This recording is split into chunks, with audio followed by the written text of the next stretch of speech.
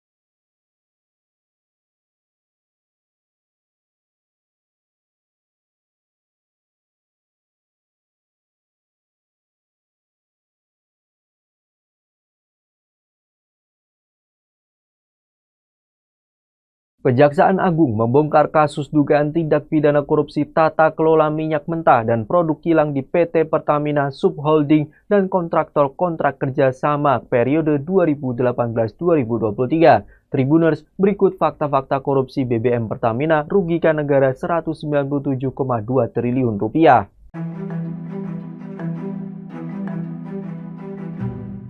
Perkara ini melibatkan 4 pejabat tinggi anak usaha Pertamina dan 3 pengusaha dari pihak swasta yang kemudian ditetapkan sebagai tersangka.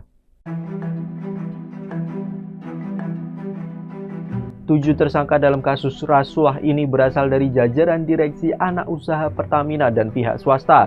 Dari pihak Pertamina, para tersangka tersebut adalah Direktur Utama Pertamina Patraniaga Rifa Syahaan, Direktur Optimasi Feedstock dan Produk PT Kilang Pertamina Internasional Sani Dinar Saifuddin, Direktur PT Pertamina International Shipping Yogi Finardi, dan Vice President Feedstock Management PT KPI Agus Purwono. Tersangka dari pihak swasta selaku broker minyak mentah meliputi Beneficial Owner PT Navigator Katulistiwa Muhammad Keri Adrianto Riza, Komisaris PT Navigator Katulistiwa sekaligus Komisaris PT Jenggala Maritim Dimas Werhaspati, dan Komisaris PT Jenggala Maritim sekaligus Direktur Utama PT Orbit Terminal Merak Gading Ramadan Jode. Kejaksaan Agung mengungkapkan tindak pidana korupsi Pertamina ini menyebabkan kerugian negara hampir 200 triliun rupiah. Kerugian itu terdiri dari beberapa komponen, diantaranya ekspor minyak mentah yang seharusnya digunakan untuk kebutuhan dalam negeri senilai 35 triliun rupiah, serta pembelian minyak mentah dan produk kilang dengan harga markup melalui broker yang merugikan negara 11,7 triliun rupiah. Selain itu, kebijakan impor ilegal ini juga berkontribusi terhadap meningkatnya biaya kompensasi dan subsidi BBM yang ditanggung APBN pada 2023 dengan nilai kerugian mencapai 147 triliun rupiah. Penyidik menemukan indikasi tersangka sengaja mengatur kebijakan produksi minyak kilang domestik agar berkurang sehingga mengharuskan impor dalam jumlah besar. Padahal, menurut aturan yang berlaku, pasokan minyak mentah dalam negeri harus diutamakan sebelum melakukan impor.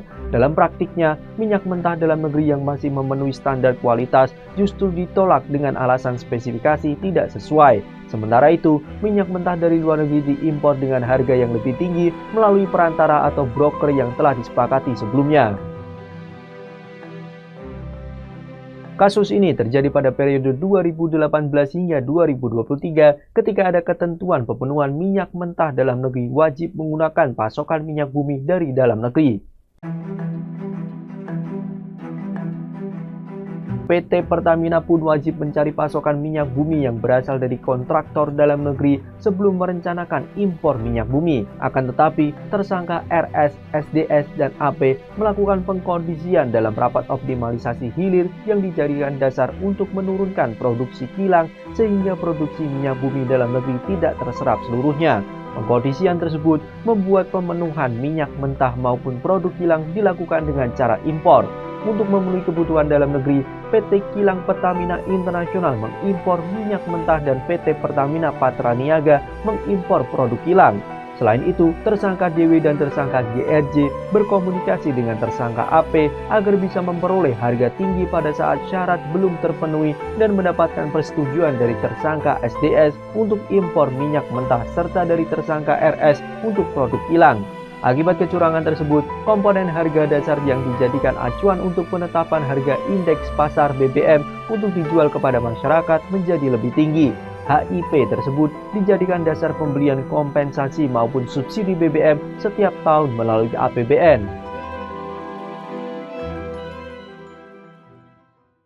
Itulah sederet fakta korupsi BBM Pertalite dijadikan Pertamax oleh Pertamina. Korupsi yang dilakukan pihak swasta dan pemerintah ini merugikan negara hampir 200 triliun rupiah. Modus korupsi yang dilakukan yakni dengan cara mengoplos Pertalite menjadi Pertamax. Nantikan fakta-fakta lainnya di media sosial Tribun Jateng dan terima kasih atas kebersamaannya.